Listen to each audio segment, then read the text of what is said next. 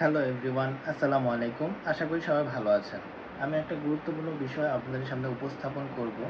সেটা হলো, অনেকেই চাই আমরা বিজনেস করতে, কিন্তু আমরা বিজনেসের ফিনান্সিয়াল যে ম্যানেজমেন্ট সেটা প্ল্যানিং করতে পারি না।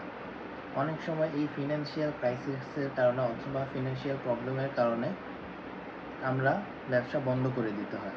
এই আর্থিক যে আমাদের টাকা পয়সার হিসাব নিকাশ যে ব্যবস্থাপনা, সেটা যদি আমরা সুন্দর মতো করতে পারি, তাহলে আমরা ব্যবসা সুন্দর মতো পরিচালনা করতে পারবো। একটা উদাহরণ দিয়ে আমি বলি যে, কোনো এক বন্ধু আমাকে বললো, একটা 50,000 টাকার বিজনেস শুরু করা যায় না 1 লাখ টাকার বিজনেস শুরু করা যায়। আপনার সামনে দুইটার রাখলো, এক্সাম্পল রাখলো। তখন আপনার কাছে ধরেন 1 লাখ টাকা আছে, তখন আপনি কোন বিজনেসটা শুরু করবেন? আপনার মতে আপনি অবশ্যই 50,000 টাকার যে বিজনেসটা, সেটাই আপনি বেছে নেবেন। কারণ একটা ব্যবসা শুরু করলেই হয় না, সেটা পরিচালনার জন্য পর্যাপ্ত ব্যাকআপ রাখতে হয়। তাই যখন আপনি 50,000 টাকার বিজনেস শুরু করবেন, তখন আপনার অন্যান্য যে খরচ, সেটা ব্যাকআপ বা কয়েক মাস ব্যাকআপ দেওয়ার মতো টাকা রয়েছে। কিন্তু আপনি যদি 1 লাখ টাকার ব্যবসা শুরু করেন, কিন্তু পরবর্তীতে ব্যাকআপ দেওয়ার মতো কোনো টাকা থাকবে না। তাই এই জন্য আর্থিক ম্যানেজমেন্ট আমাদের জন্য অনেক গুরুত্বপূর্ণ ব্যবসার ক্ষেত্রে। তাই ব্যবসার ক্ষেত্রে কী কী বিষয় আমরা লক্ষ্য রাখবো ফিনান্সিয়াল ম্যানেজমেন্ট অথবা আর্থিক ব্যবস্থাপনার ক্ষেত্রে?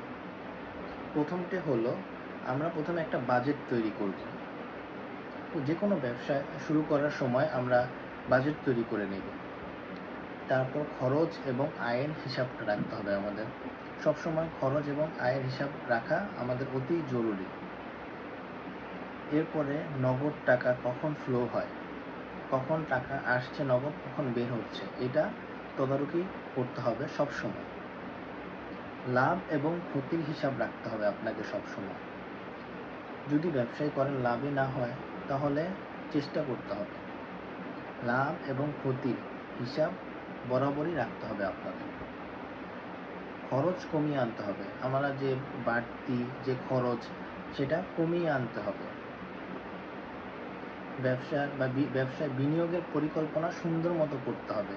নতুন কর্মী নিয়োগ, মার্কেটিং এবং নতুন যে মেশিন সরঞ্জাম লাগে, সেগুলো পরিকল্পনা সুন্দর মতো করতে হবে।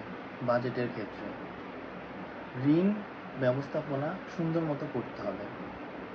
ঋণ নিলাম, সঠিক সময়ে ফিরিয়ে দিতে হবে। সঠিক টাইমে আমরা ব্যবসা করে সেটা উঠিয়ে সেই ব্যবসা থেকে লাভের অংশ যদি আমরা ঋণ নেই ব্যবসার ক্ষেত্রে, ঋণ পরিশোধ করে আগাতে হবে।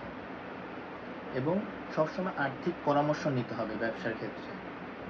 বড়দের যারা সফল ব্যবসায়ী, তাদের সাথে প্রতিনিয়ত কথাবার্তা করে কীভাবে আর্থিক ব্যবস্থাপনা আরও ভালোভাবে করা যায়, সেটার পরামর্শ নিতে হবে আমাদের।